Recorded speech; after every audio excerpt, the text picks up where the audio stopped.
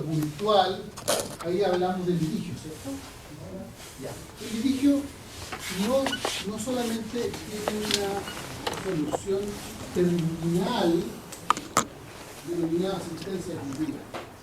No solamente esa es la única y exclusiva manera de poner término a un conflicto, por así decirlo, ya judicializado, sino que existen también conceptualmente los denominados equivalentes jurisdiccionales, que no son una decisión de fondo o una sentencia definitiva, sino que son otras formas de poner término al conflicto,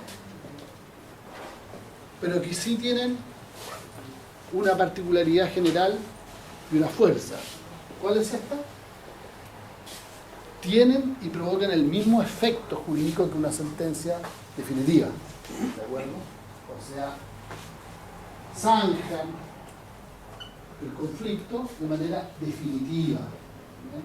Y por eso que cuando se habla de equivalentes jurisdiccionales, finalmente se llega a la conclusión de que estos, cuando se han materializado en forma, tienen la virtud de otorgar o de producir el efecto de cosa juzgada. Bien, cosa juzgada. Y por lo tanto resultan ser inamovibles con posterioridad. Bien, no se puede renovar una acción o volver a tocar ese tema judicialmente intentando modificarlo. ¿Por qué? Porque operó en forma un equivalente jurisdiccional. ¿Ya? Técnicamente uno debería pensar equivalente jurisdiccional de la sentencia definitiva. No es esa la nomenclatura es equivalente jurisdiccional, pero a eso tiende la asimilación, ¿se entiende? ¿No? No. Ya, qué bueno. Estamos hablando del programa. Ya vamos a avanzar. Bien, a eso se refiere entonces los equivalentes jurisdiccionales. No es sentencia definitiva. No es sentencia definitiva. Se pone término con antelación, ¿de acuerdo? Al juicio, pero con la misma fuerza de la sentencia definitiva. ¿Ya? Hay ahí manifestaciones de varios principios procesales universales, ¿ya? Especialmente el de economía procesal. ¿De acuerdo? Especialmente el de economía procesal. Importante, vayan madurando los temas porque una cosa es la materia escrita y otra cosa es el conocimiento y la relación que yo puedo hacer de conceptos que me van a ayudar para poder discernir frente a una pregunta cuál alternativa es la correcta. ¿Bien? Ya, eso entonces lo que está contemplado para la unidad número 1. Formas extrajudiciales de resolución de problemas surgidos en la convivencia social y la razón de ser del proceso. Estas formas extrajudiciales de resolución de problemas surgidos en la convivencia social no es algo tan distinto de los equivalentes jurisdiccionales. ¿De acuerdo? No es algo tan distinto, pero vamos a ver en su momento que se distingue entre esas fórmulas que pueden ser judiciales como pueden ser extrajudiciales. Bien, más de alguno de ustedes habrá escuchado hablar, por ejemplo, de la transacción, que no es de origen judicial, es extrajudicial, ¿se fijan? Y la transacción es un equivalente jurisdiccional, ¿se fijan? Entonces, por eso es que se hace la distinción ahí para tener claro de que esto puede provenir al interior de un proceso, pero también puede ser un acuerdo de las partes desde afuera del proceso. ¿Bien? ¿Y la mediación? La mediación, es que la mediación tiene depende de la finalidad con que yo la vea. La mediación es una forma de solución de conflictos, sí, pero si nos vamos a la mediación clásica nuestra, que es la que obliga la ley que de familia, también produce un acuerdo entre las partes y luego eso se presenta al tribunal y los autoriza. Entonces también tiene ese mismo efecto, ¿ya? Y no se discute eso. Lo que pasa es que en materia de familia cuando uno habla de cosa juzgada, ahí uno no habla de cosas juzgadas definitivas, siempre habla de cosas juzgadas más formales, ¿ya? Porque los procedimientos de familia y las sentencias de familia en general son esencialmente revisables, ¿ya? Entonces, sí es un acuerdo y es un equivalente desde ese punto de vista, ¿ya? Pero cuando hablamos de la fuerza de cosas juzgadas, ¿no? Ahí se relativiza, ¿ya? En materia de familia, por mucho que yo obtenga el monto de la pensión de alimentos que yo pretendía, eso no significa que esa cifra va a ser para toda la vida, porque es esencialmente revisable y eso puede, esa pensión de alimentos puede caer totalmente, puede subir o puede bajar. Y uno dice, bueno, ¿y qué pasa con la cosa juzgada ahí? ¿Hay cosas juzgadas? Sí, hay cosas juzgadas formal, así se le denomina. Sí, hay una resolución judicial que zanja el tema, ¿de acuerdo? Lo zanja, pero al fijar ciertas materias que son variables, como el ejemplo que les acabo de dar, eso se puede sujetar a revisión. Entonces, la autoridad de cosas juzgadas en ese caso es relativa, ¿ya? Esa es la gran diferencia que hay. ¿Bien?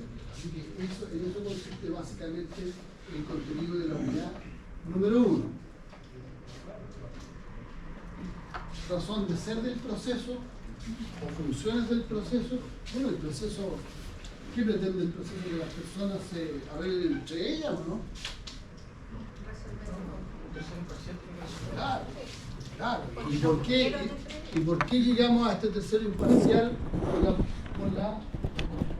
claro, y el tercero imparcial existe porque si no quedaría en manos solamente de las partes del conflicto arreglarlo y no siempre se puede llegar a un acuerdo. Bien, en consecuencia es fundamental la existencia del proceso, porque la función es esa, es zanjar, ¿cierto? Y decir, la institución decide el derecho respecto de la persona, de reconocer quién es el titular del derecho, quién tiene la potestad de poder exigir la prestación del derecho. A eso es lo que apunta la función del proceso. Y ahí tiene obviamente que el proceso finalmente está enfocado, estamos casi haciendo la primera clase aquí, pero está bien, tenemos que avanzar. Y esto también está enfocado desde dos puntos de vista. Desde el punto de vista de la justicia, desde el punto de vista porque el Estado, con el proceso, el Estado no deja en manos de las personas la resolución de los conflictos, ¿cierto? El Estado lo que hace es adueñarse de esa función, ¿cierto?, de impartir justicia, de poner a un funcionario público, ¿cierto?, para que él dirima el asunto con autoridad de cosas juzgadas, ¿cierto?, con la posibilidad de que eso sea ejecutable. Y por lo tanto, por eso que siempre cuando se habla de jurisdicción, se habla de esta facultad de deber del Estado. ¿Bien? La jurisdicción, la justicia, no es una facultad que pueda o no ejercerse el Estado, la sustrae de los particulares, pero al hacerse cargo de ella adquiere una obligación. ¿Ya? Una obligación de pronunciarse respecto del conflicto que se le plantea. Y nunca puede dejar de hacerlo, porque si deja de hacerlo, infringe la Constitución. ¿Qué dice la Constitución respecto de la obligación de los jueces? ¿Pueden los jueces no dirimir un conflicto? No pueden. No pueden porque hay un principio que los obliga y los fuerza a aquello. ¿Cuál es ese principio? ¿Ah? El principio de irresponsabilidad. Está en la Constitución. En el artículo 76 de la Constitución tenemos que saberlo como si fuera un rezo, saberlo muy bien, porque ahí es donde está el núcleo de la jurisdicción. Está el contenido de los elementos de la jurisdicción, los límites de la jurisdicción, de ahí emerge también la independencia del Poder Judicial, el principio de irresponsabilidad, y también las facultades de imperio de los tribunales. ¿A qué se refieren las facultades de imperio del tribunal? ¿A ver lo que quiere indicar eso, no? Las facultades de imperio del tribunal es poder incluso ordenar la ejecución de sus resoluciones judiciales por intermedio de la fuerza. ¿De acuerdo? El tribunal tiene facultades de imperio. Todo eso está en la Constitución del artículo 76. Bien. ¿Qué se pretende acá como una especie de resultado de aprendizaje desde el punto de vista del procedimiento? Los alumnos debatirán sobre el proceso como forma pacífica de solución de controversias. Esa es su esencia. Bien, la existencia de esta fórmula pacífica de solución de controversias, incluido todo lo que acabamos de mencionar, y todas las fórmulas que hay ahí. Sí, el único problema que hay ahí con la solución pacífica de controversia es la autotutela. ¿De acuerdo? Y la autotutela es un problema en la medida que no está autorizada por la ley. Porque hay algunas modalidades de autotutela que sí están autorizadas por la ley, ¿de acuerdo? Y no son la regla general, sino que son la excepción. Pero existen. Y existen porque son necesarias en ciertas circunstancias en que la persona no tiene otra posibilidad más que autodefenderse. Esa es la razón que está detrás. Y tomar la justicia con sus propias manos. No bajo la modalidad de venganza, sí bajo la modalidad de preservar su vida, su integridad física, sus derechos. La legítima defensa, que es el ejemplo clásico de autotutela regulada y autorizada por la ley, está dada para todos esos derechos, vida, integridad física, y también para el resto de los derechos, pero con una serie de requisitos, ya que están especialmente en el artículo 10, número 4, 5 y 6 del Código Penal. ¿Bien? Ahí. Eso es un esquema más o menos completo, detalles más, detalles menos respecto de la unidad número 1. La unidad número 2. Conceptos fundamentales de derecho procesal, contenido del derecho procesal, las denominaciones y las relaciones del derecho procesal con el resto de las ramas del derecho.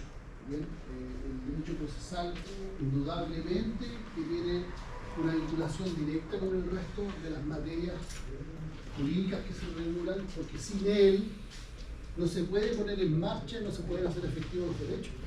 ¿Bien? Así que siempre nos vamos a estar encontrando con normas que es necesario articular y ponerlas en marcha para poder hacer efectivos los derechos que ellas contienen. Y para eso vamos a tener que utilizar el proceso y los distintos procedimientos.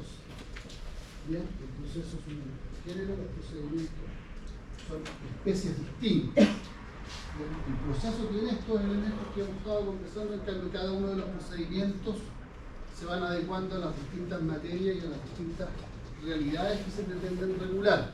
¿Bien? No todos los procedimientos son iguales, porque la lógica es que existan distintos procedimientos dependiendo de la finalidad que se persiga respecto del conflicto que se plantea. ¿Ya? Cuando el planteamiento tiene que ver con el cuestionamiento de un derecho que no tiene ninguna declaración previa, habrá que aplicar un procedimiento, el denominado procedimiento ordinario, general, que tiene la particularidad, ¿cierto?, de ser un proceso de lato conocimiento, en donde se establecen y se deben respetar estrictamente una serie de fases de los procesos para poder llegar finalmente a la sentencia definitiva. está proceso de lato conocimiento. No se puede saltar ninguna fase y hay plazos y formalidades que observar porque se está discutiendo un tema de lato conocimiento en el que hay que indagar a fondo la existencia del derecho, la titularidad y la extensión de ese derecho. Lo que no ocurre con los procedimientos especiales, porque los procedimientos especiales en general están dados para regular materias específicas que requieren normalmente una mayor agilidad. ¿Bien? Y simpleza. Por eso existen los procedimientos especiales que tienen esas particularidades. ¿Bien?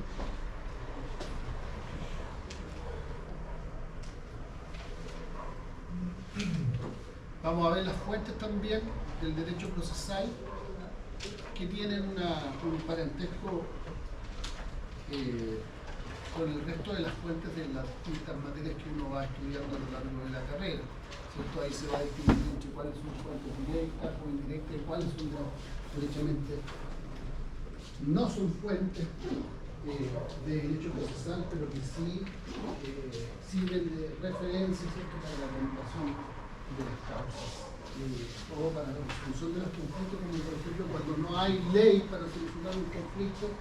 En general, la regulación de las sentencias definitivas permiten, a propósito del principio de irresponsabilidad, permiten a los jueces hacer uso de la doctrina para poder resolver un asunto a falta de ley. Eso dice la Constitución, también el Código Orgánico del Tribunal. Y una falta de ley. Bueno, ¿qué pasa cuando hay falta de ley? Habrá que ir a los principios generales del derecho, o habrá que ir a la doctrina, ¿de acuerdo? Pero siempre se va a tener que zanjar eso bajo cualquiera de esas formas. Efectos entonces de la ley procesal en cuanto al territorio y en cuanto al tiempo, dónde se aplica, hasta dónde se aplica territorialmente y qué ocurre respecto de la aplicación temporal de la ley procesal, ¿cierto? Debido a la posibilidad de que haya una sucesión de leyes procesales que se vayan dictando estando pendiente el juicio, estando pendiente de la resolución. ¿Qué leyes vamos a aplicar? Ahí está el tema de la aplicación de la ley procesal en el tiempo. Pero ya vamos a aprender con esa materia. En la unidad número 3 ya entramos ya a un tema más concreto dentro del fundamento procesal que tiene que ver con fuentes y especialmente garantías del debido proceso. Y aquí recuerden que en principio hasta esta unidad es la que va a estar en la prueba nacional. Ya, el debido proceso va a ser un tema ya más profundo, con más contenido, porque el debido proceso tiene fuentes de carácter institucional que están ahí en la propia Constitución, emergen algunos elementos del debido proceso, pero no todos están ahí, sino que están diseminados en el Código Orgánico de Tribunales y también en el Código de Procedimiento Civil. Tenemos a lo menos esas tres fuentes para integrar un concepto más global del debido proceso. La Constitución establece algunas garantías procesales generales, como la igualdad de acceso a la justicia, ¿cierto?, de no ser juzgado por un tribunal si no haya sido establecido con anterioridad a la interpretación del hecho, ¿cierto?, o el denominado juez natural. Que la Constitución se va quedando un poco corta respecto de finalmente qué es el debido proceso. De hecho, la Constitución, ustedes ya estudiaron constitucional, ¿vieron en la Constitución el término debido proceso? ¿Está? Parece que no. No está. No está. La Constitución lo que ordena es que el legislador, ¿cierto?, deberá arbitrar las medidas para establecer un justo y racional procedimiento. Eso es lo que establece la Constitución. Justo y racional procedimiento. Y lo deja derechamente alojado en el ámbito legal. La ley es la que va a tener que establecer eso. Entonces, ahí hay que estar atento porque garantías constitucionales que integran el concepto de debido proceso están tanto en la Constitución como en la ley. ¿Bien? Y tenemos que tener claro cuáles son y cuál es su alcance, cómo unas se puede entender que derivan de las otras. En general, la Constitución da algunos principios, pero la ley efectivamente los hace más concretos y los aterriza un poco. ¿Ya?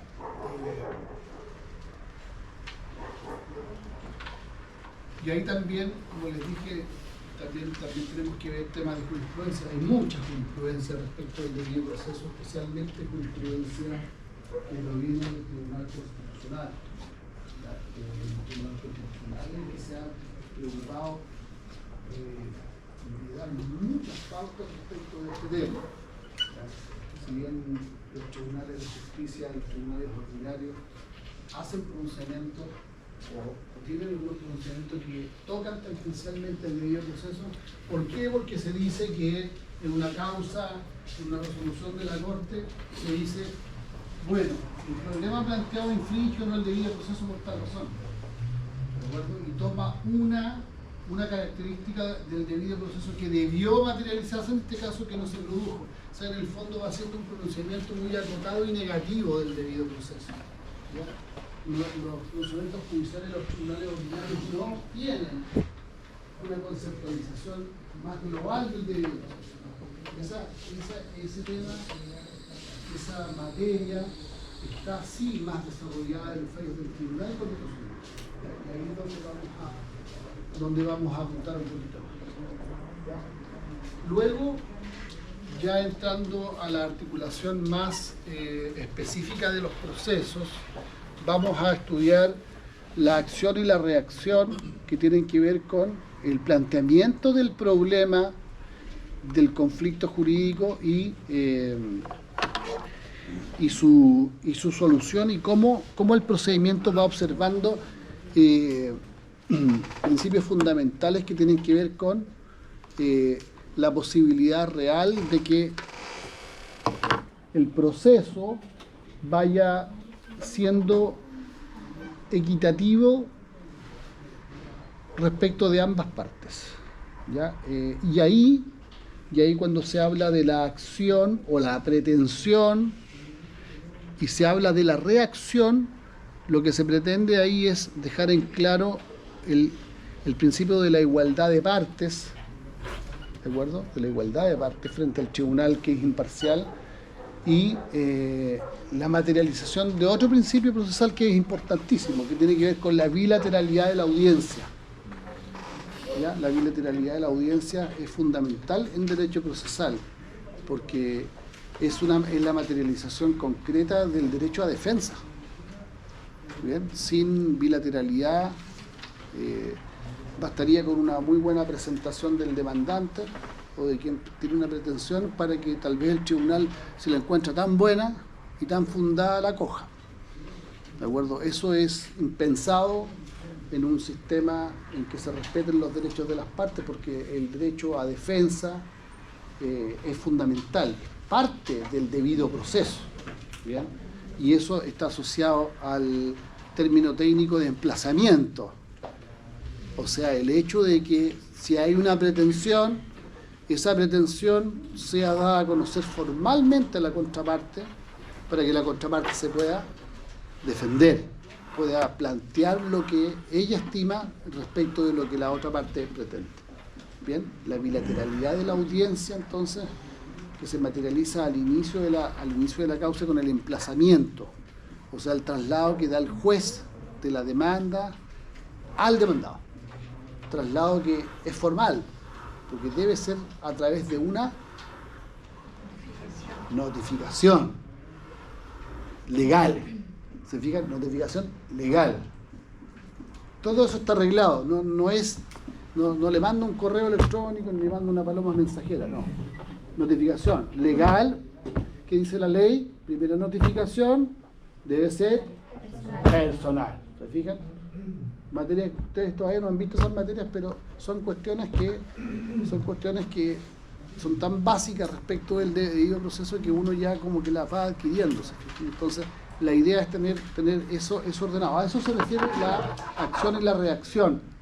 Ya las posibles las posibles posturas del demandado o la posible reacción del sujeto pasivo respecto de cuando se habla de demandante, sujeto activo, se habla del actor, la doctrina procesal habla del actor, la doctrina procesal civil, ¿ya? El traslado entonces es sumamente relevante para que la otra parte diga lo que tenga que decir dentro de un plazo determinado. Y ese traslado notificado legalmente más el plazo es en su conjunto el emplazamiento. ¿De acuerdo? El emplazamiento de la contraparte es un derecho fundamental dentro del proceso, porque si no existe el emplazamiento, no hay bilateralidad de la audiencia, y si no hay bilateralidad, es imposible que el juez pueda conocer la postura de la otra parte y saber si es o no un derecho resistido, porque la contraparte, el demandado, siempre va a contestar la demanda oponiéndose a la demanda, a la pretensión. No necesariamente, ¿cierto? Podría perfectamente allanarse, por ejemplo. ¿Se fijan? Y si la otra parte se allana, ¿es necesario que el juez siga con toda la ritualidad del proceso y abra un término probatorio? No, pues, porque si no hay controversia, ¿qué voy a ordenar que se pruebe? ¿Se fijan? Entonces, eso hace que el proceso concluya tempranamente, porque el juez cita derechamente a oír sentencia. Se salta toda la fase probatoria y cita a oír sentencia y dicta sentencia sobre la base de esos trámites. Pero se cumplió lo básico, la regla básica de emplazar, ¿de acuerdo? De tener la postura de la contraparte. A eso es lo que apunta en la parte esencial de la acción y de la reacción. Es un binomio infaltable que no puede reducirse eso, ese es el mínimo, ¿de acuerdo? Para que la decisión final tenga legitimidad desde el punto de vista del debido proceso. Bien. Y las distintas, bueno, hay las distintas actitudes del demandado. Después vamos en la unidad 5 a hablar de la jurisdicción ya más en detalle, momentos jurisdiccionales. ¿Cuáles son los momentos jurisdiccionales? ¿Qué es lo que hacen los tribunales según la Constitución? Conoce, juzga y hace ejecutar los juzgados. Eso es, po. Esos son los momentos jurisdiccionales. Son tres. Los tribunales conocen, juzgan y hacen ejecutar los juzgados. ¿De acuerdo? Cómo conocen, cómo deben juzgar y cómo pueden ejecutar es algo que vamos a revisar con más detalle. Ya, pero ese es el concepto de entrada.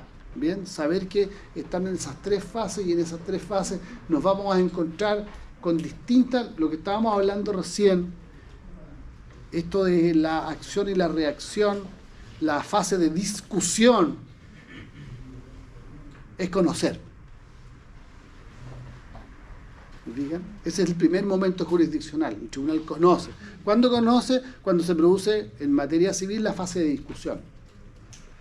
Demanda, contestación, réplica, dúplica. Ahí se acaba la fase de discusión.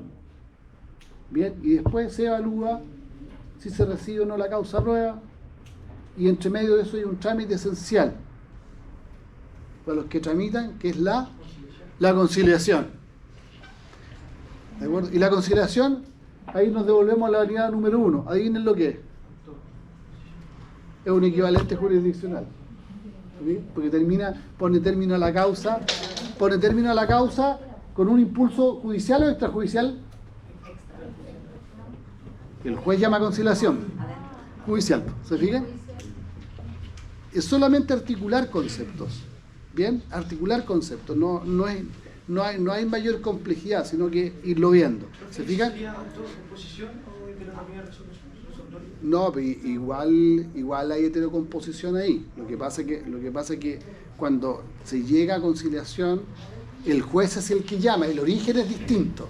El origen es hetero, pero finalmente lo que prima allí es la voluntad de las partes, porque el juez puede llamar a conciliación, pero las partes pueden no llegar a esa conciliación. Entonces tiene un origen, pero finalmente termina, su materialización tiene que ver también con una autocomposición. Claro, finalmente termina como autocomposición. Así se materializa. Bien, momentos jurisdiccionales, facultades de la jurisdicción, disciplinarias económicas, fundamentalmente las disciplinarias son claras, esto tiene que ver con el comportamiento de los jueces, y económicas, ahí hay un tema especial que tiene que ver con los autos acordados, ¿ya? Con la fuerza obligatoria que tienen los autos acordados y cuál es un poco el régimen jurídico de ellos, y ahí eso lo vamos a cruzar con el tema de las fuentes del derecho procesal. Competencia. La competencia, de una manera muy sencilla, se ha definido como la medida de la jurisdicción. El tribunal tiene jurisdicción para conocer, juzgar y hacer ejecutar los juzgados. ¿Pero qué va a conocer el tribunal? ¿Cualquier cosa? No. Entonces, esa jurisdicción, cuando se acota y se especifica, llegamos al concepto de competencia. ¿Se fija? Es una medida de la jurisdicción. ¿De acuerdo? Y ahí vamos a ver que para llegar a este concepto de competencia van a haber algunos criterios especiales que me van a permitir llegar a ella. ¿De acuerdo? Que van a ser la materia, ¿qué va? El territorio, la materia, el territorio, ¿bien? Y a veces el fuero. Ahí vamos a ver. Pero todos esos elementos son los que me van a permitir decir, ya, aquí el tribunal competente es este, porque corresponde, por ejemplo, al lugar del demandado. Según la ley, es competente el del lugar del demandado. ¿Y dónde vive el demandado? Vive en Villa Alemana. ¿Y qué materia esta es? Familia. Tribunal especial de Villa Alemana para conocer un tema específico de familia. Ahí la jurisdicción general la redujimos a jurisdicción de familia. Y dentro de familia determinamos la competencia de un tribunal específico. Porque no todos los tribunales de familia son competentes para conocer de un mismo hecho. Lo mismo que los tribunales penales. Y hay distintos criterios. El lugar de ejecución del delito, ¿ya? El lugar del demandado, el domicilio del demandado en las materias civiles, en familia el domicilio del alimentario o del alimentante, es más flexible, ¿se fijan? Entonces ahí hay distintas reglas dependiendo de la materia, ¿ya? Y la gran diferencia que hay entre la competencia absoluta y la competencia relativa. La competencia absoluta es de orden público, no se puede modificar, ¿de acuerdo? ¿Qué tribunal le corresponde de acuerdo a la materia? La materia específica y el procedimiento que tiene que aplicar. No así la competencia relativa, que puede ser pactada por las partes en materia civil. ¿De acuerdo? Yo puedo someterme, se han fijado los contratos, las partes se someten a la jurisdicción de los tribunales de tal parte. Ahí hay disposición de las partes, pero eso es solamente en materia de competencia relativa, que tiene que ver con el territorio, y solamente en materia civil. Ojo con eso.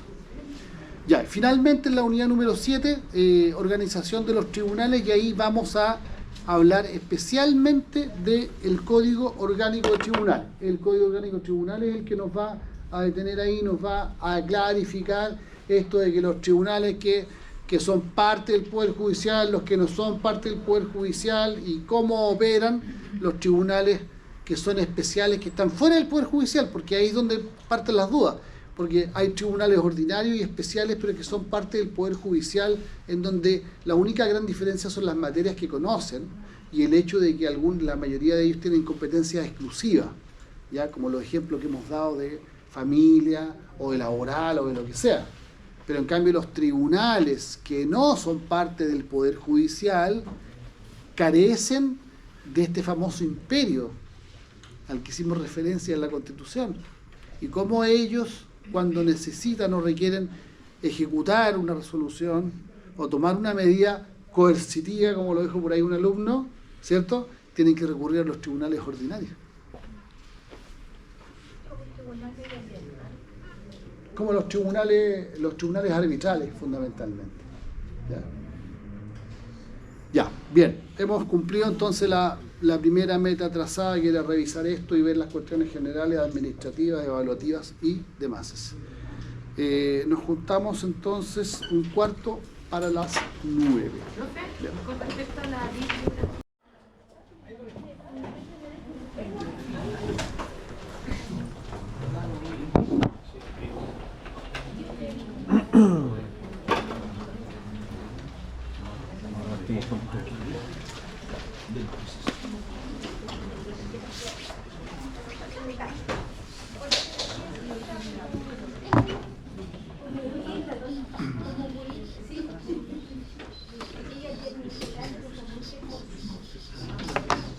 Bien, como habíamos adelantado a propósito de la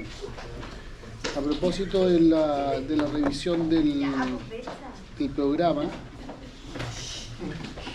nos corresponde partir revisando aspectos generales y fundamentos del proceso.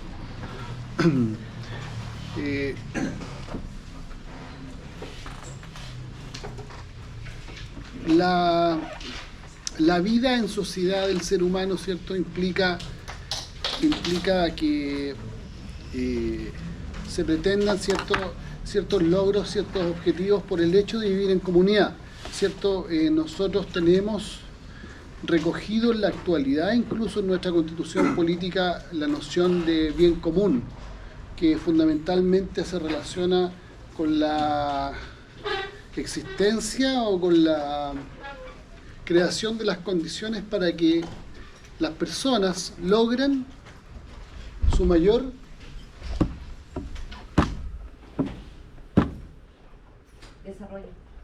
desarrollo tanto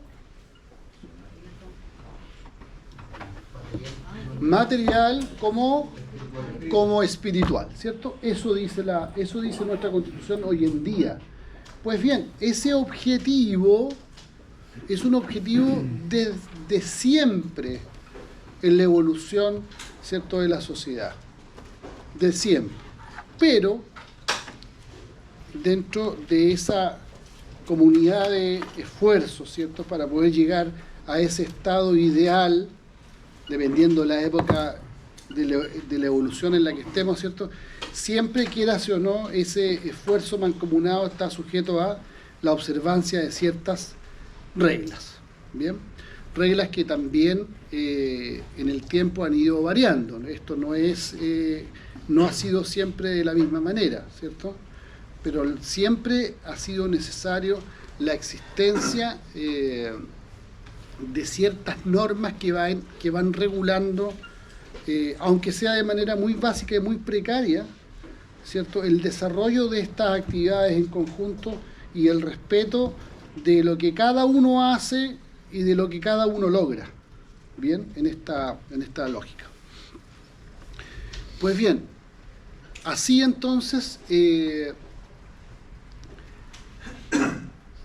distintos tipos de normas no escritas en un principio, ¿cierto?, van regulando de alguna manera el comportamiento de los componentes de la sociedad. Normas de índole especialmente religioso son las que, y moral, son las que se van imponiendo en los primeros tiempos. Pensemos en la antigüedad, especialmente Edad Media, ¿cierto?, en donde la religión es muy fuerte y en donde incluso las principales regulaciones y las principales sanciones eran dadas a ese nivel. Bien, pero bueno, y además algunas normas de trato social que se van imponiendo, todo eso ustedes me imagino que lo estudiaron en su oportunidad a propósito de introducción al derecho.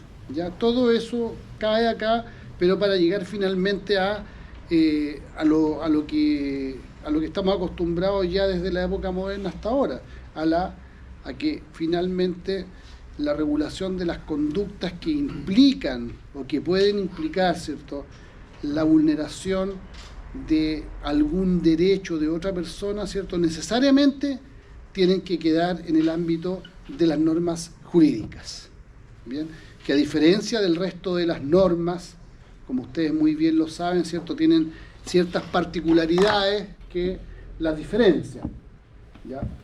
Las diferencian en su esencia, porque la norma jurídica tiene la capacidad, ¿cierto?, de imponerse y de hacerse cumplir, ¿ya? Lo que no ocurre con el resto de las normas en general, sino que solamente a los ámbitos en los que están acotados, como las normas religiosas u otras. ¿bien? O las normas de trato social, en donde la peor sanción, ¿cierto?, puede ser la exclusión de un grupo, ¿bien? Y no donde la obligatoriedad de un comportamiento puede imponerse incluso, y ahí nos conectamos de nuevo con la Constitución, puedan imponerse incluso por intermedio de la fuerza, coactivamente, con las facultades de imperio que finalmente va a tener el tribunal que puede conocer de un hecho. Bien, esa es una evolución básica, pero que hay que tenerla en cuenta porque se llega finalmente a este tipo de normas que son las que van a regular no todas las relaciones jurídicas, no todas las relaciones de hecho, no todas las actividades, sino que van a atender las normas jurídicas en general a dar protección a derechos que las personas pueden ejercer, ¿ya? Es eso lo que se pretende, ¿cierto?, es resguardar la titularidad de derechos, ¿cierto?, y que estos no sean conculcados por otra persona. Por eso que está esta actividad del Estado de tomar, ¿cierto?, ciertas conductas y protegerlas con este tipo de normas que tienen esta fuerza especial de cumplimiento de denominadas normas jurídicas. Por eso que siempre hacemos nosotros el quiebre entre todo este tipo de normas y las jurídicas propiamente tales. Bien, dentro de esta lógica, entonces, como lo que se pretende es proteger derechos, cada vez que exista la posibilidad real, concreta o potencial de que se vulnere un derecho, ¿cierto?, vamos a tener en la situación en que se resista, ¿cierto?, la necesidad de cubrir un aspecto de la vida y esto choque con el derecho o con las posibilidades de la otra persona, ahí vamos a entroncar esta evolución con la teoría del conflicto, ¿de acuerdo?, del conflicto al que hacíamos referencia antes y la necesidad, ¿cierto?, de buscar soluciones a este conflicto, ¿ya?, de distinta índole como las que vimos delante a título de meramente enunciativo, ¿ya? Conflictos entonces que ustedes en su apunte los tienen desarrollados de manera conceptual. Lo que interesa es que entendamos la figura genérica en que el conflicto de intereses ahí, según la doctrina, puede ser interno, ¿cierto?, en el sentido de que yo tengo una necesidad que cubrir, ¿cierto?, y yo tomo una determinación de adoptar o no una postura o de realizar o no una acción, ¿de acuerdo? No tengo ahí un problema de posible resistencia externa, porque es algo que yo enfrento y soluciono autónomamente, ¿bien? A eso se le denomina un conflicto de carácter interno, versus el conflicto de carácter externo, en donde al yo pretender la obtención de un beneficio, la ejecución de un derecho o la materialización de un hecho a mi favor, allí es donde, como esto sale a la luz, ¿cierto?, ahí es donde efectivamente puede colisionar o no con el derecho de otra persona. A eso se le denomina conflicto de interés externo.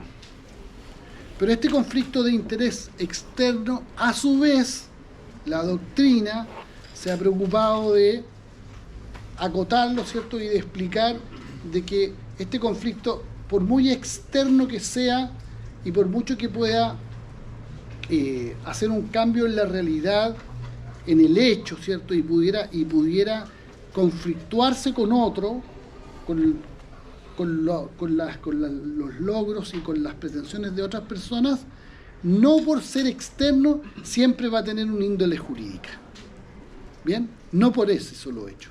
Hay una serie de situaciones en la vida en las que podemos tener intereses convergentes y por lo tanto tener la disputa o la pretensión de obtener algo que tal vez otra persona también quiera obtenerlo. ¿Bien?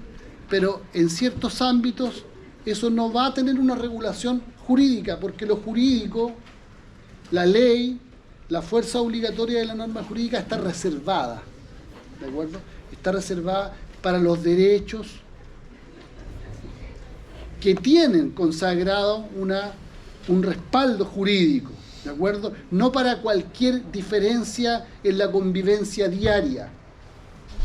¿Se entiende, no? Bien, y por lo tanto ese conflicto externo, por muy externo que sea, es ahí donde nosotros tenemos que hacer la diferenciación de si ese conflicto externo o ese conflicto, como lo denomina la doctrina, intersubjetivo, entre sujetos, tiene o no relevancia jurídica. ¿Bien?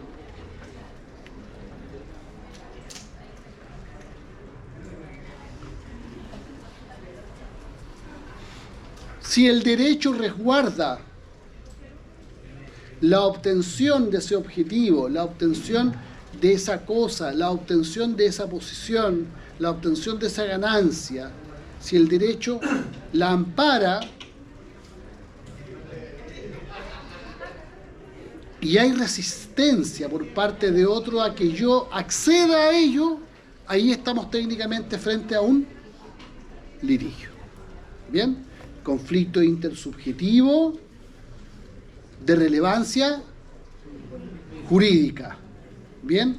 Porque la frase no es una frase difícil de comprender, pero madurémosla e incorporémosla.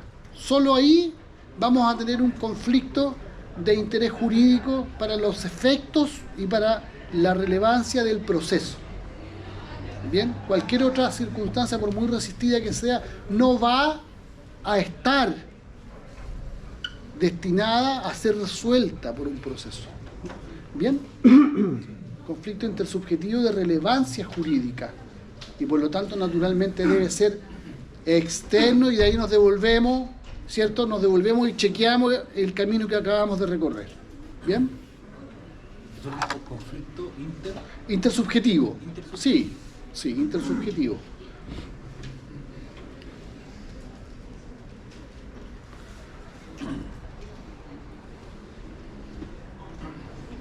Asociado a esta pretensión resistida, pretensión que está obviamente amparada por el derecho. ¿Ya? Si esa pretensión no está amparada por el derecho, no vamos a tener un conflicto de relevancia jurídica, sino que vamos a tener un conflicto de en cualquier otro ámbito externo a este, ajeno, por así decirlo. ¿Bien? Ese razonamiento evolutivo que está explicado con más detalle en sus apuntes, ¿es claro o a alguien le merece alguna duda?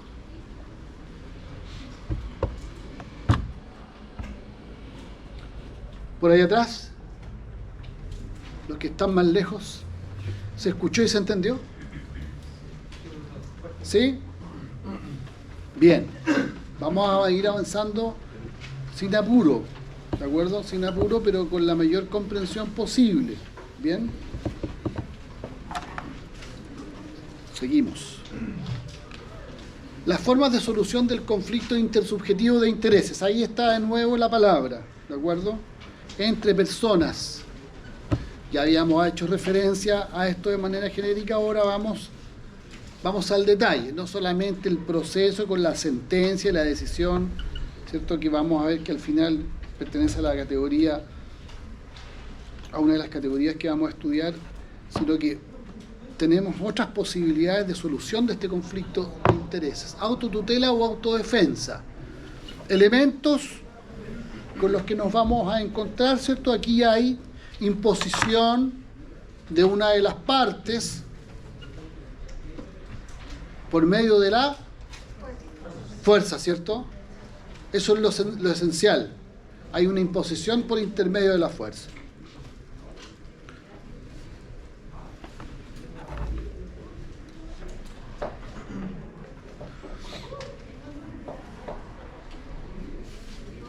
Y la otra característica que es fundamental para los efectos de diferenciar una categoría de otra es la que se señala ahí en la letra A.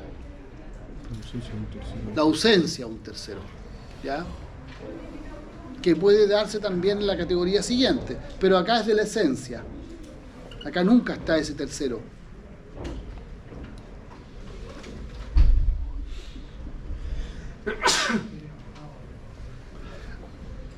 Acá, naturalmente, que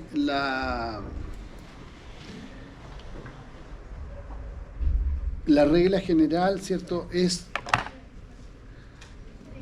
que esta manera de solucionar conflictos no está permitida, ¿de acuerdo? Su estructura, sus elementos nos indican que no es la mejor forma de solucionar conflictos, ni menos, y con mayor razón considerando que es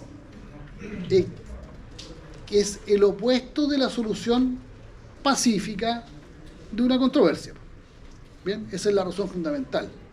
Aquí no hay solución pacífica y por lo tanto la regla general es la prohibición. Hoy es la prohibición, ¿de acuerdo? En tiempos antiguos, en la antigüedad, naturalmente que la autotutela no estaba prohibida, no normada, y sí era de ejecución frecuente. Bien, sí era de ejecución frecuente. Y eso lo van a ver ustedes cada vez que estudien la evolución de las diferentes materias que les va a tocar estudiar más adelante. Es esa la lógica. Bien. La venganza privada es la forma de solución de conflictos en la antigüedad en materia penal. Y la venganza privada, esto es un ejemplo, es una manifestación clara de la autotutela. ¿De acuerdo?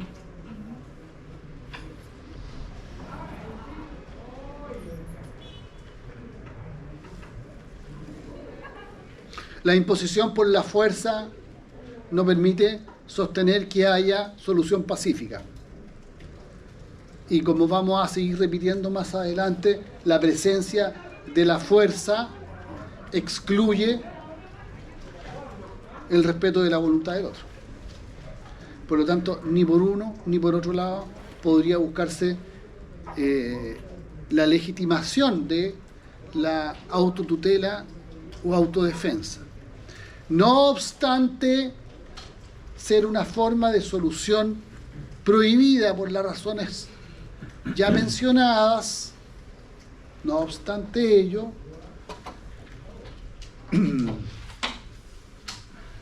excepcionalmente sí se permite algunas modalidades de autotutela. Bien, sí se permite algunas modalidades de autotutela, ya la guerra defensiva y especialmente la que más se conoce es la legítima defensa a la que ya hicimos referencia, ¿ya? En ese caso sí se permite, pero como es una excepción a la regla general, no se permite de manera discrecional, sino que se permite de manera, cuando no es discrecional, es reglada. ¿De acuerdo? Cuando algo no es discrecional es reglado. Y la legítima defensa es una posibilidad de autotutela extremadamente reglada. Bien, extremadamente reglada, en donde se exigen ciertos requisitos para que ella pueda provocar el efecto que tiene específico la legítima defensa, que es el eximir de responsabilidad penal a quien se defiende o a quien defiende a un tercero, ¿ya? Pero solo se va a eximir en la medida en que se cumplan todos los requisitos que la ley establece. Bien, si no, vamos a volver a la regla general de la prohibición. Fíjense que este razonamiento que permite dar un ejemplo claro y conocido por ustedes de autotutela, permite también construir argumentación para apoyar o hacer caer una alegación de legítima defensa para ustedes. Porque a lo que yo voy a derivar o a lo que yo voy a concluir es que acá lo que hay, si lo que quiero demostrar es que no hay legítima defensa, lo que yo voy a dejar en evidencia es que hay autotutela.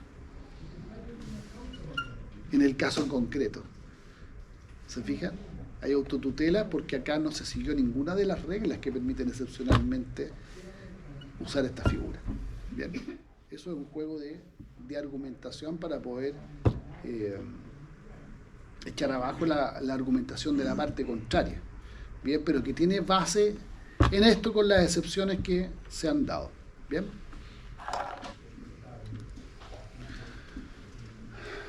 ¿Dudas respecto de la autotutela o autodefensa? Por ahí atrás. Estimado alumno, ¿cuál es su nombre? ¿Sí? Leandro. Leandro. Sí. ¿Dudas? ¿Consulta? No, claro. Me quedo dando vuelta lo de la legítima defensa. Que igual hay reglamentaciones, pero están, o sea, puede ser que estén errados, pero hace años atrás, me recuerdo yo, en mi época de juventud, practicaba artes marciales. Entonces también teníamos una... El abuelito, está hablando el abuelito. ¿No? No, ya hace hartos años atrás. Ya. Entonces también había una reglamentación que nos condicionaba frente a esas situaciones de legítima defensa. Porque en el fondo uno estaba como en desventaja en cierta situación. El que practica artes marciales está en ventaja. Frente a una situación de Está en ventaja. legítima defensa estamos en desventaja. Porque uno maneja un conocimiento extra.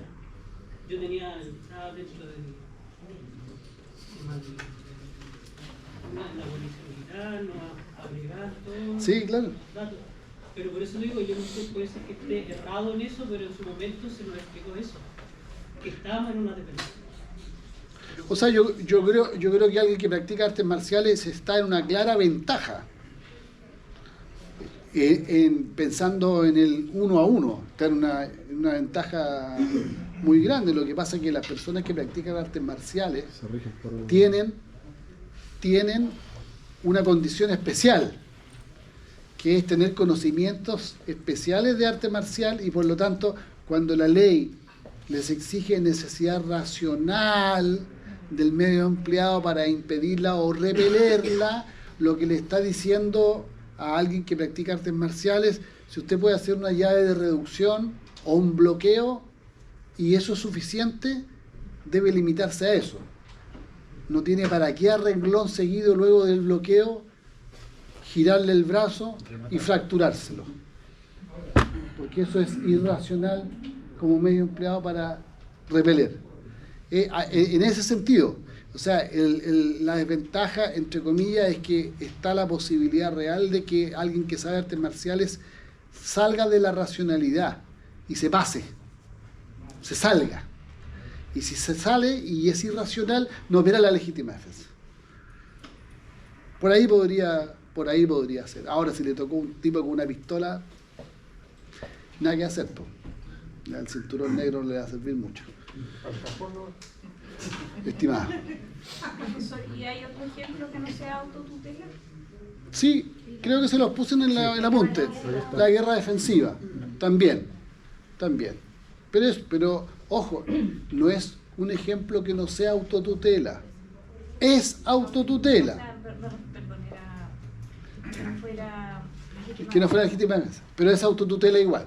Lo que pasa es que esa es otra modalidad de autotutela en la que un Estado sí puede hacerlo de acuerdo al derecho internacional. ¿De acuerdo? Guerra defensiva. Yo tengo el derecho a reaccionar. Es una especie de legítima defensa, pero reconocida a los Estados. Profesor, disculpa, adelante. ¿Ese tipo de autotutela sería autorizada? Sí, claro. ¿Sí? Claro, por Sí, supuesto. como ese concepto. Por supuesto, porque descansa sobre la base del derecho internacional. Ya. Sí, claro. Sí. Así como la legítima defensa descansa en la eximente del 10 número 4, 5 y 6, acá también. Acá el derecho a defenderse es un derecho internacional que está reconocido. La defensa de la soberanía es fundamental dentro del respeto de los tratados y el respeto de la solución de controversias. Bien. Ya, dudas, consultas, más. Profe, Profesor, ¿y la detención ciudadana? ¿Opera la autotutela? A ver, pero la autotutela,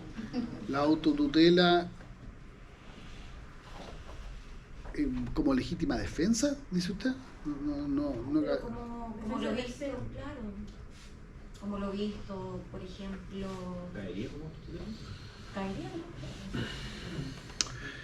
A ver, es que lo que pasa es que la autorización de detener al delincuente flagrante que tiene cualquier persona, si no es de la policía, es de cualquier persona. Todos podemos detener a los delincuentes flagrantes. Lo que pasa es que la policía está obligada, que es distinto. La policía está obligada, todos nosotros podemos hacerlo. Pero acá lo que se pretende es no hacer una imposición al otro en este conflicto de intereses, ¿ya? Cuando yo detengo a alguien, aquí no hay un conflicto de intereses en que yo pretendo una concesión del otro o una prestación del otro por medio de la fuerza. Ahí lo que hago sencillamente es hacer cesar un delito y entregarlo para. No tiene ese matiz de autotutela en los términos jurídicos que estamos hablando. No lo veo relacionado tan directamente, ¿ya? La legítima defensa podría estar ahí, pero va a depender de cómo se reaccione y cuánto se haga en contra de esa persona, ¿ya? Te quería preguntar. Profe, ahí cuando usted habla de la legítima defensa, nosotros eso lo pasamos así como rápido en la introducción al derecho del primer año. Ese tiene 3 elementos copulativos. ¿Usted los podría como explicar así a grandes rasgos? Puedo, pero no debo. ¿Los podía decir cuáles son? Sí, agresión ilegítima, necesidad racional del miedo para impedirla o repelerla, y falta de provocación suficiente por parte del que se defiende. ¿En qué artículo está eso? 10, Sí, eso es 4, 5 y 6. Lo que pasa es que la legítima defensa que regula el código es una legítima defensa de la persona, de derechos que puede ser propia, puede ser de terceros, o incluso la categoría especial de parientes, ¿ya? Pero obedece a un sistema escalonado de requisitos.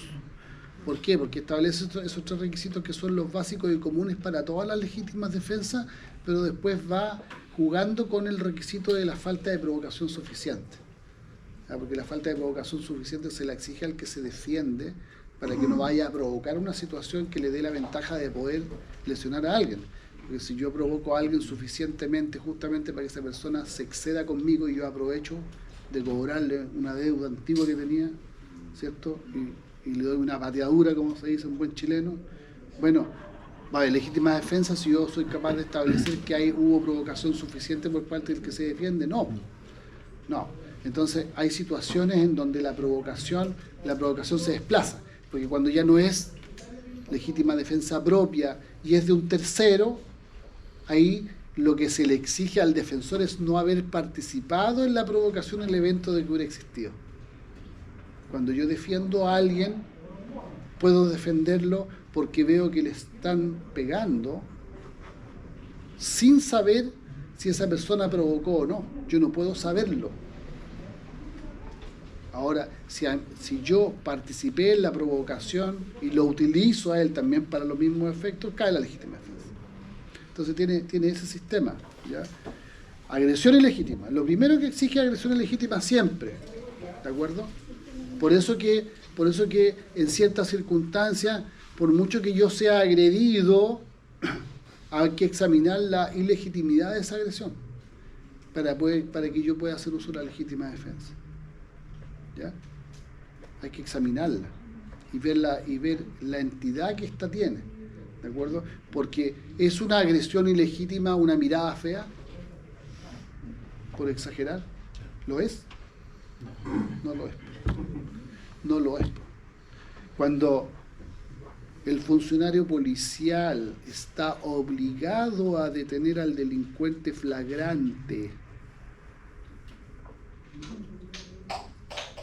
y este sujeto no hace caso a las órdenes verbales del policía y el policía se ve obligado, porque está obligado, se ve obligado a reducirlo, a doblarle los brazos, a ponerle la pata encima, a ponerle la esposa, a maltratarlo físicamente hasta reducirlo.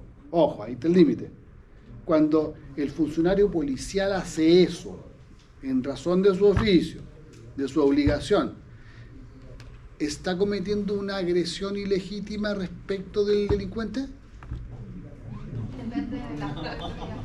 No, pues el ejemplo que acabo de dar. No cambiemos el ejemplo porque si no vamos a estar hasta las 4 de la mañana. El ejemplo que acabo de dar. A ver, desglosémoslo. ¿Hay una agresión vista desde el punto de vista físico? ¿Sí o no? Sí, ¿cierto? Porque hay un maltrato. Si a mí me agarran, me doblan el brazo, me tiran al suelo, me pegan en la boca, me ponen una esposa y me pegan un par de patadas por aquí y por allá para que me quede tranquilo. Obviamente que hay una agresión, pues. Mientras no se salga de los límites para reducir, ¿esa agresión es legítima o ilegítima? ¿Por qué? ¿Por qué es legítima? Porque está autorizada por la ley, po. Porque esa persona, cuando el funcionario policial, yo le digo que está obligado a detener a ese delincuente flagrante, y ese delincuente no le hace caso, por regla general los delincuentes no le hacen caso ni a la mamá, no le hacen caso a los carabineros. ¿Ya? Ahí hay una agresión legítima, que deja de serlo cuando pasa el límite de la necesidad de aplicarla. Y ese límite claramente se presenta cuando la persona es reducida, ¿cierto? Y es detenida físicamente. Todo lo que venga después es sancionable. ¿De acuerdo? Pero ahí hay una agresión. Entonces, ¿a qué voy? ¿A qué voy? Para completar el cuadro por el otro lado. El funcionario lo detiene en las condiciones que acabamos de explicar.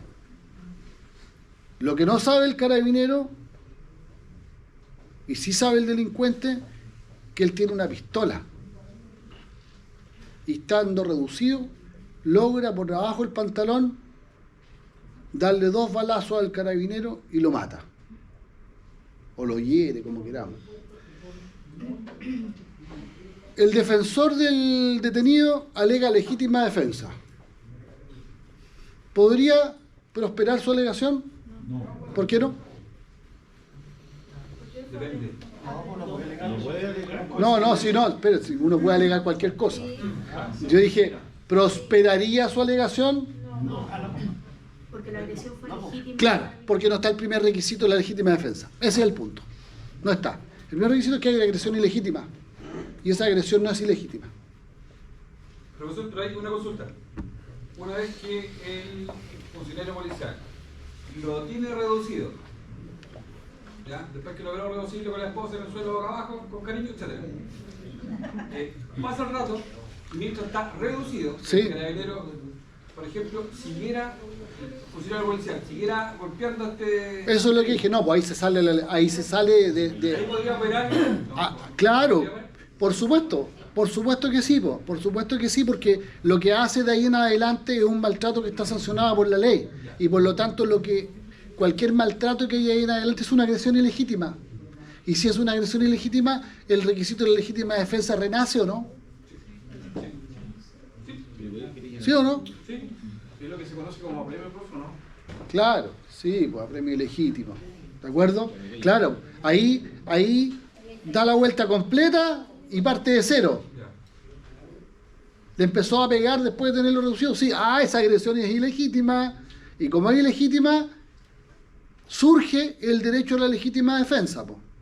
¿Se fijan? Ese delincuente, si reacciona en esas condiciones, lo que él le haga al funcionario policial de ahí en adelante va a estar cubierto por la legítima defensa. Y en ese caso en particular, sin lugar a dudas, porque la conducta es per se delictual, está sancionada por la ley, por los delitos, ¿cierto?, de apremio, y además la persona está en desventaja, está esposado, no sé, está reducido, o sea, con mayor razón. Ahí la necesidad racional es más laxa. Ahí no se le va a exigir tanta proporcionalidad. Y si tenía la pistola y le pega el balazo, cuando comienza la agresión ilegítima, no le van a decir que su reacción fue desproporcionada. Porque la racionalidad va a hacer que ese elemento sea adecuado. ¿Y desde qué momento está reducido? Por ejemplo, con la esposa me imagino que en ese momento está reducido, pero si no Es que sí que tiene que ver una cuestión, claro, es una cuestión de hecho, po. Es una cuestión de hecho, porque puede no tener esposa también, pero si lo agarran dos carabineros, uno de cada brazo, también uno está medio reducido, po. Pero no nos quedemos con la película policial clásica, sino que vamos al fondo del asunto. Se autoriza la legítima defensa como una forma de autotutela de manera excepcional, pero de manera muy reglada, muy específica, ¿ya? Y lo mismo va a ocurrir en cualquier otra excepción, ¿ya? No puede un Estado, ¿cierto?, por cualquier provocación o por cualquier hecho, ¿cierto?, alegar legítima defensa, ¿ah? No podríamos nosotros ponernos en la frontera con Perú y con Bolivia a propósito de la migración, ¿cierto?, a agarrarnos a balazos ahí con los policías, con los militares del otro lado, porque tenemos un problema de migración irregular, po. ¿Qué agresión ilegítima del otro Estado hay para que yo acometa a ese Estado? Hay un problema grave, pero no tiene que ver con una agresión ilegítima de otro Estado. Aunque haga la vista gorda, pero no es la idea. Ya, no hay duda ni consulta, ¿cierto? Ya, vamos entonces a la autocomposición. En la autocomposición sí aparecen elementos que hacen que estemos frente a una solución más pacífica del conflicto, ¿cierto? Porque aquí las partes involucradas ya no hay una superposición de una sobre la otra por medio de la fuerza, sino que mantenemos la ausencia de un tercero imparcial. Esa característica es común, ¿de acuerdo? En general, entrando al tema, la mantenemos. Acá son las partes las que llegan a un acuerdo, ¿cierto? Y son capaces de solucionar el conflicto que se ha presentado, ¿cierto? El litigio finalmente acá no se produce técnicamente, porque cuando se habla de litigio propiamente tal, se está pensando en la presencia de este tercero que dirime, ¿cierto? Acá no, acá tenemos un conflicto que va a llegar a solución, pero a propósito de que las partes negocian directamente, lo hacen en igualdad de condiciones, no hay vicios de la voluntad, y por lo tanto el acuerdo al que llegan es un acuerdo válido. Bien, no hay fuerza, que es lo principal que existe en la autotutela, ¿cierto? Ni tampoco hay ningún vicio de la voluntad. ¿Cuáles son los vicios de la voluntad? ¿Cierto? No hay acá. Se llega a un acuerdo cuya voluntad es libre. Y ahí la doctrina hace una clasificación para mejor comprensión de estas posibles formas de solución. Primero, agrupa las extrajudiciales, directa o no asistida a la transacción. Directa o no asistida significa que es entre ellos, no hay un tercero que la asiste. Ese tercero puede ser cualquiera, ¿de acuerdo? Puede ser cualquiera, a propósito de la pregunta que se hacía antes de la mediación. Ahí hay un tercero que asiste, ¿ya? Acá no. Bien, en la transacción, porque la transacción, según el artículo citado, ¿qué es lo que es? Código. ¿El código? ¿El código? ¿El código civil? Es un contrato en que las partes terminan extrajudicialmente un litigio pendiente o precaven un litigio eventual. Ya, extrajudicialmente, ¿cierto? Terminan un litigio pendiente. O sea, es posible que se haya producido, ¿cierto?, este vínculo entre las partes por la existencia del litigio, pero extrajudicialmente se puede llegar a ello. Ojo que es un contrato, ¿eh? Eso es sumamente relevante. Ya vamos a ver después, más adelante, cómo debiera, a propósito de los equivalentes jurisdiccionales, vamos a ver el detalle de eso, porque eso tiene una matiz, ¿ya? Un matiz para que realmente tenga fuerza de cosa juzgada. Bien, pero lo es y es bajo esa modalidad. Lo que interesa acá es que es extrajudicial. Bien, y no puede haber ninguno de los elementos que acabamos de mencionar. ¿De acuerdo? No puede haber ningún tipo de vicio, tiene que haber un acuerdo entre las partes y con las limitaciones del caso que veremos más adelante. Ya, porque eso está dentro de los equivalentes jurisdiccionales, ahí vamos a ver un poquito más en detalle la regulación de la transacción, ¿de acuerdo? Porque es sumamente importante manejar los parámetros generales de cuándo procede y cuál es el efecto, y qué se requiere para que produzca ese efecto, como formalidad. Ya, indirecta o asistida, mediación, ¿hay acuerdo entre las partes? Sí, sin vicio. ¿Por qué dice indirecta? ¿Cómo? ¿Por qué dice indirecta? Porque es directa cuando son las partes solas, entre ellas. Acá se dice indirecta o asistida porque hay un tercero que media. Por eso se clasifica versus la categoría anterior en que no existe este tercero. ¿Ya? Ahí hay una referencia al artículo 103 de la ley 19.968. Que como ustedes saben, la mediación es un requisito previo a la tramitación de una causa en ciertas materias, ¿ya? Alimentos, Hoy día se ha extendido algo. relación directa regular, sí, pero es que la tendencia a eso, ya se está conversando incluso hasta de la mediación penal en ciertos aspectos. Es una tendencia mundial de hace bastante rato, lo que pasa es que nosotros la hemos resistido, pero sí, la idea es que eso avance. Bien, ¿dudas, consultas hasta ahí?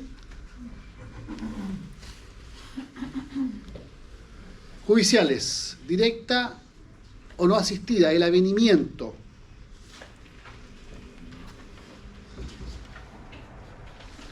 Se puede llegar a acuerdo de manera directa entre las partes estando pendiente de un conflicto, se puede, estando pendiente de este litigio, mediante el avenimiento. Ahí hay una referencia que vamos a ver que se remite al 434 del Código de Procedimiento Civil, porque el Código de Procedimiento Civil en esa norma enumera cuáles son los títulos ejecutivos, ¿ya? Y la categoría de título ejecutivo que se le da a esa enumeración tiene como consecuencia el hecho de que se trata de derechos indubitados y que por lo tanto se pueden, el nombre lo dice, ejecutar directamente, ¿ya? Y ahí tenemos una concentración de equivalentes jurisdiccionales. ¿Bien? ¿Derechos ilimitados? Indubitados. No, indubitados. No hay una discusión acerca del fondo del derecho porque ese título que está ahí tiene certeza sobre aquello. Y por lo tanto, por eso puede llegar y ejecutarse, ¿ya? Y el título ejecutivo, por naturaleza y por esencia, es la sentencia firme ejecutoriada, ¿de acuerdo? Independientemente de la materia. Más otros títulos ejecutivos que hay. El título ejecutivo es el avenimiento al que se puede llegar entre las partes, ¿ya? Lo mismo pasa, pero ya con el carácter de indirecto asistido en la conciliación, porque en la conciliación el acuerdo no es directo. Yo les expliqué antes que la conciliación es un llamamiento que debe hacer el juez en una etapa procesal inicial, desde una etapa procesal inicial y en cualquier etapa del proceso. Y el llamado a conciliación que debe hacer el juez bajo esta fórmula es una obligación que tienen los jueces de hacer. Y si no la hacen, hay una posible sanción de nulidad. Bien, el llamado a conciliación es obligatorio, en los casos en que es procedente. Por lo tanto, eso nos indica que hay situaciones en las que es improcedente el llamado a conciliación. Lo vamos a ver, pero la regla general es esa, ¿de acuerdo? Que en los asuntos contenciosos civiles, esa es la regla de oro, asuntos contenciosos civiles, el juez debe llamar a conciliación y fija a lo menos una primera oportunidad procesal en que esto debe ocurrir, que es al término de la discusión evacuada la réplica, el tribunal tiene que llamar a conciliación, un asunto civil, contencioso. Si no lo hace, esa sentencia que se dicte con posterioridad puede ser objeto de nulidad. Cuando uno alega la nulidad de la sentencia, está hablando de un recurso de casación. ¿Bien? Es esa la sanción por la omisión de esta forma de poner término al proceso.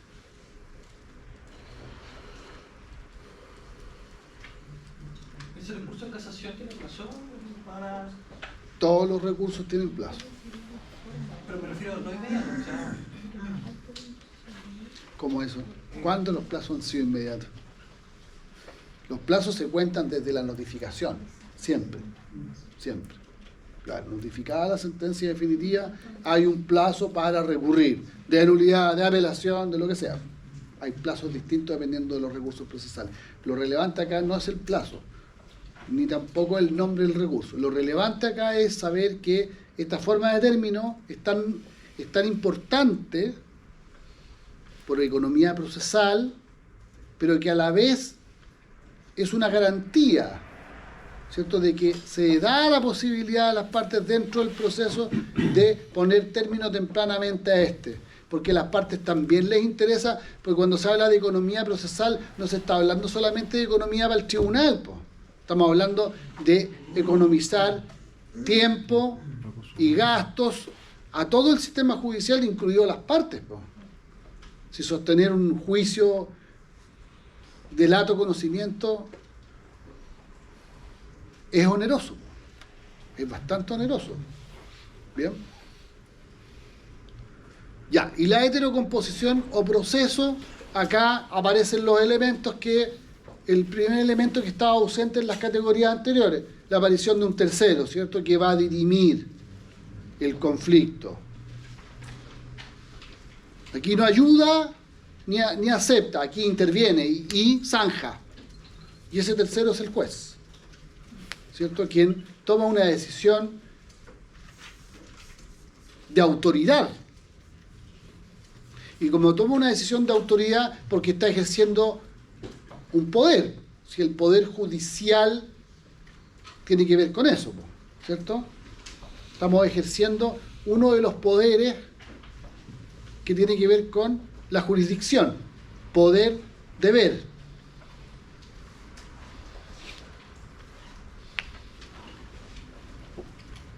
Y este tercero entonces dirime con características de autoridad, y por lo tanto esa decisión es obligatoria para las partes y por lo tanto puede ser ejecutada, incluso por medio de la fuerza. Esa es la gran diferencia, ¿cierto? Y acá la voluntad de las partes no prima. Prima la decisión jurisdiccional. Claro que esta autoridad que resuelve con fuerza, ¿cierto?, con la fuerza necesaria para poder incluso ejecutar ese fallo, esa decisión, debe hacerlo a través de un proceso. Su función, su rol no es arbitrario, debe hacerlo a través de un proceso que, como vamos a analizar y vimos que está dentro del programa, debe hacerlo dentro de un debido proceso.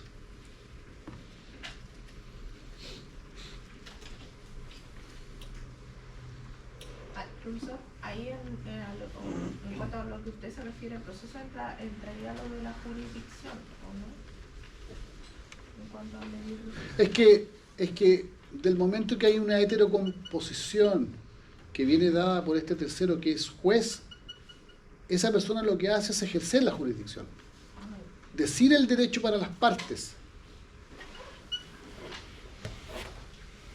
ejercer este poder de ver, porque es poder por la fuerza de la obligatoriedad de la decisión. Y es deber porque está el principio de inexcusabilidad. Por eso que es un poder deber. Estas son preguntas de examen de grado, ¿ah? Estas nociones son de examen de grado, así que hay que grabárselas desde chiquitito. Porque si uno las pregunta en los exámenes de grado y no saben, siga participando. En el apunte dice que las partes acuden a un tercero, dice como persona individual o colegiada. Eso Es que eso tiene que ver con la composición del tribunal. Ustedes saben que los tribunales es público y notorio que hay tribunales individuales o tribunales colegiados. ¿Ya? La regla general es que los asuntos se conozcan con jueces que conocen, resuelven y ejecutan de manera unipersonal. Esa es la regla general en nuestro sistema. Los jueces de familia, los jueces del trabajo, los jueces civiles, ejercen la judicatura y ejercen jurisdicción de manera unipersonal. ¿De acuerdo? Pero hay tribunales en donde eso no ocurre. Todos los tribunales superiores de justicia son colegiados. 5 en la Suprema, 3 en las de apelaciones. ¿Qué otro tribunal es colegiado? El Tribunal Oral en lo Penal. También es colegiado. Eso. ¿Ya? Puede acudirse a uno o al otro. ¿Dudas, preguntas, consultas? Bien, los equivalentes jurisdiccionales quedarán para el próximo capítulo. O sea, para él. Que estén bien. Buenas noches.